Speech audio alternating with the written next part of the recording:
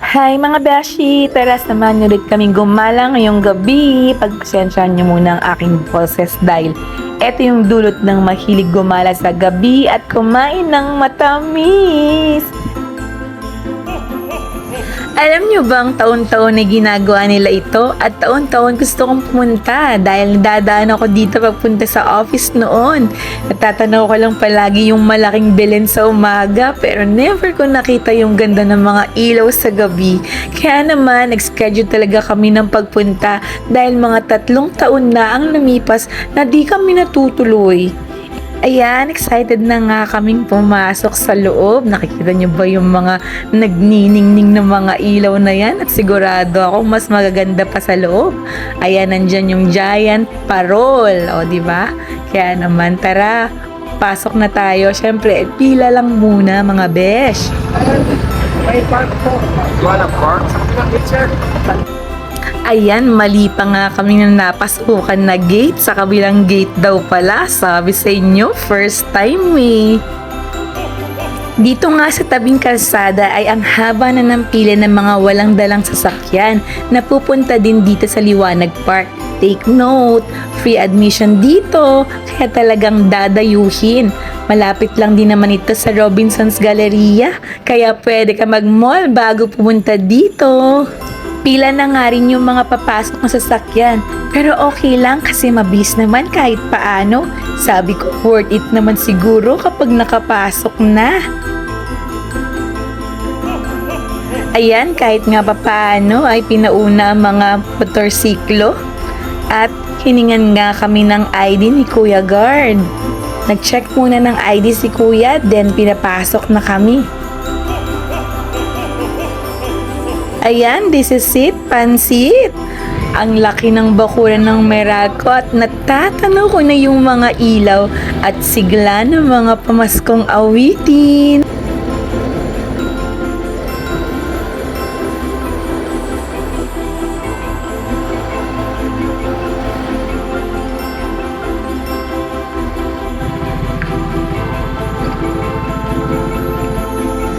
Namangha ako sa dami ng ilaw na nakasabit sa mga naglalakihang puno. Nababalot ng iba't ibang kulay na ilaw ang kapaligiran. Alam niyo yung pakiramdam na para kang nasa fairy tale? Kulang na lang ay magsuot ako ng gown. Grabe, ang dami ding tao talaga. Di rin papaawat na makita ang mga kumukutitap na mga ilaw.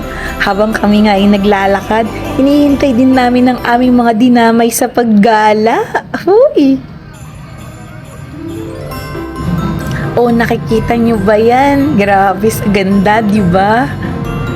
Kaya sa susunod na taon, puntahan nyo na din.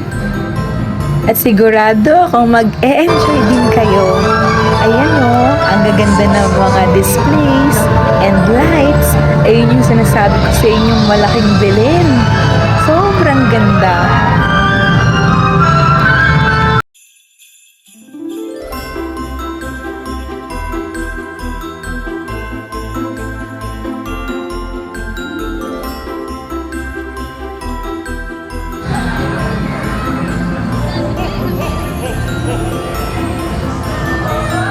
Siyempre, di mawawala ang kumain. Kasama na yan sa agenda for tonight. At ang nasa isip ko talaga ay kumain ng bibingka. Kasi nung mga nakaraang gabi ko pa yun hinahanap. Hindi pwedeng lumipas ang Pasko nang di nakakakain ng puto bongbong at bibingka. Ayan nga at nabutan namin ang aming ninang na nakapila na sa bibingkahan at puto bongbong.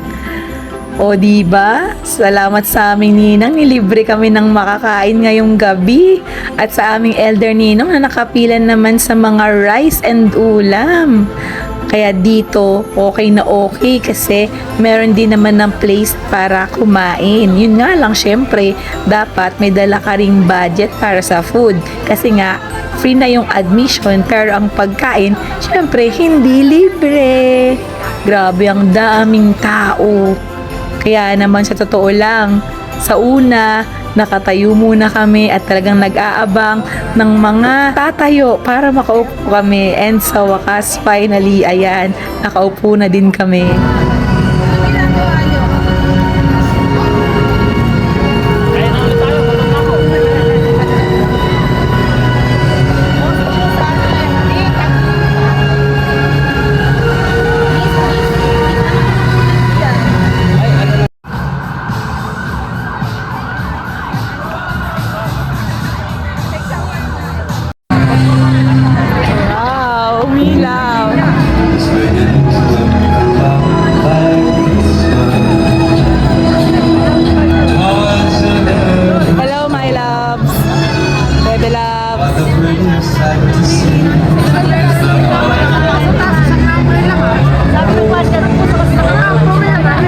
At pagkatapos ng halos 2 oras, ay uuwi na din kami. Maraming salamat sa pagsama sa amin. Sa susunod ulit!